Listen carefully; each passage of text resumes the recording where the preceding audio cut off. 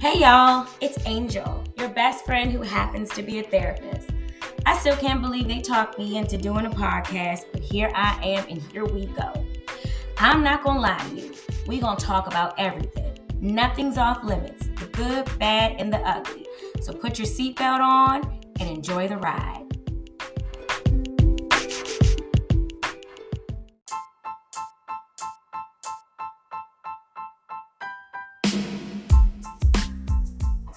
Hey y'all, welcome to the first episode of I'm Not Gonna Lie. And let's start with I'm not gonna lie. I'm pissed off right now. Yep, I am. On my first damn podcast episode, I am pissed. And I'm gonna tell you why. So my son, he just called me and told me that he had 2 D's on his report card. And at first I thought he was playing. I thought it was a prank. I said, you pranking me? You playing, right? Playing. Because he knows how serious we take education in our household. And he knows that, we don't really play no games when it comes to our family motto, right? So let me backtrack a little bit. I am a therapist. I am a mom of 2 beautiful, bright children.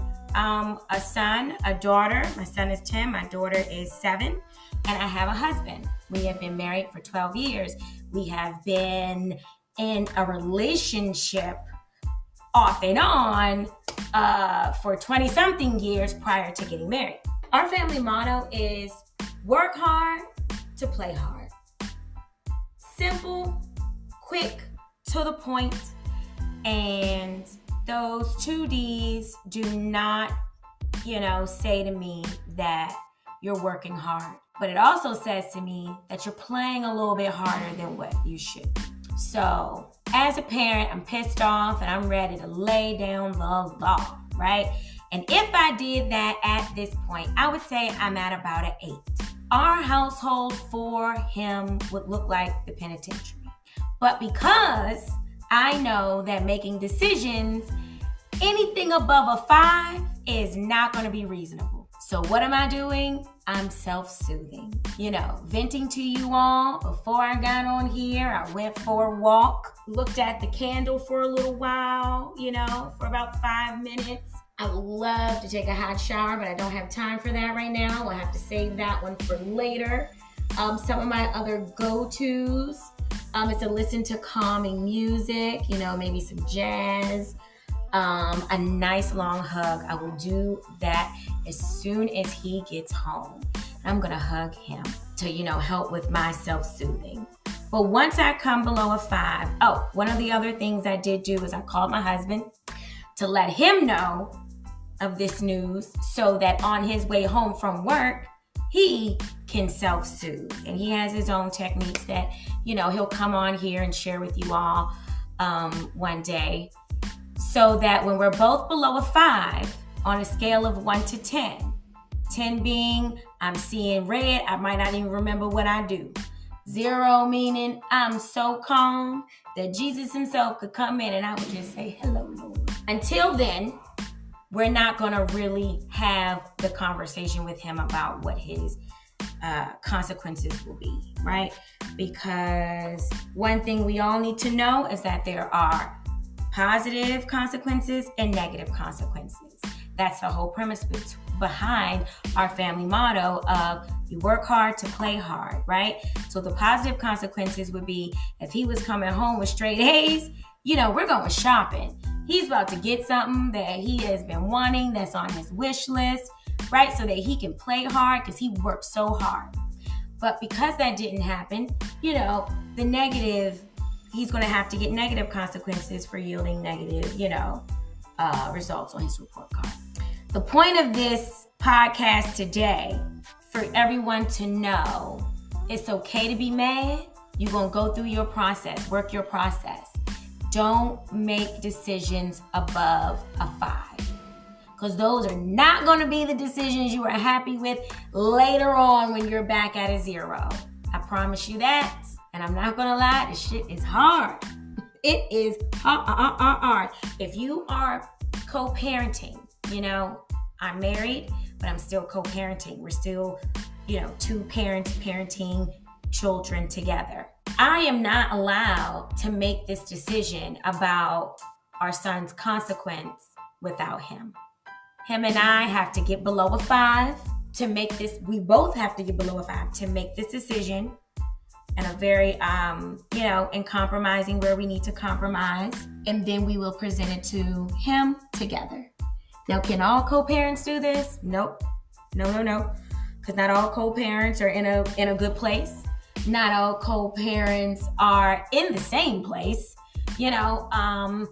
Not all co-parents, or not all parents are co-parenting, rather. So you have to make do the best of your situation, whichever that may be.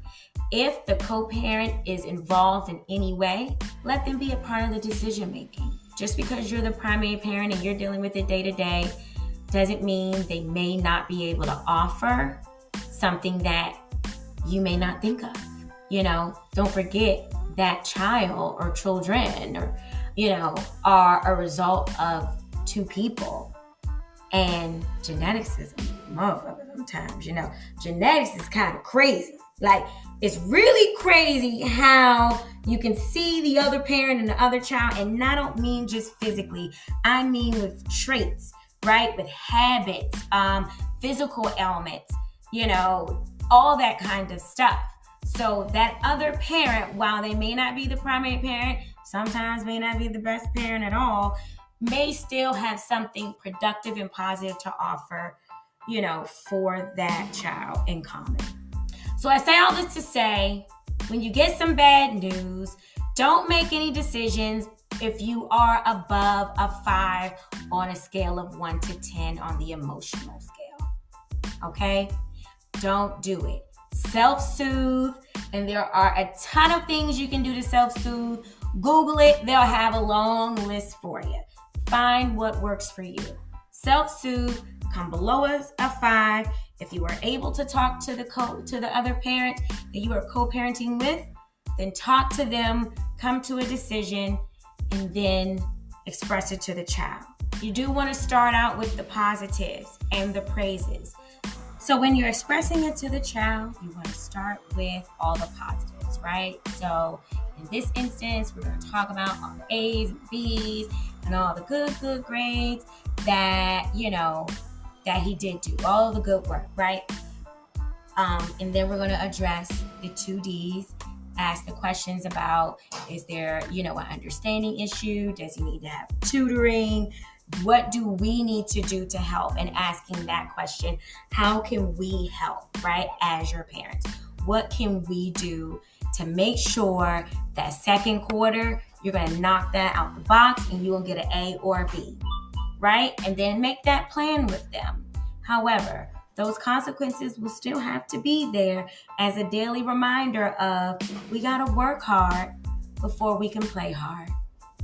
All right, y'all, it's been real. I'm going to go finish my self-soothing, and maybe I'll do a part 2 to let you know how it went. Until next time, ciao.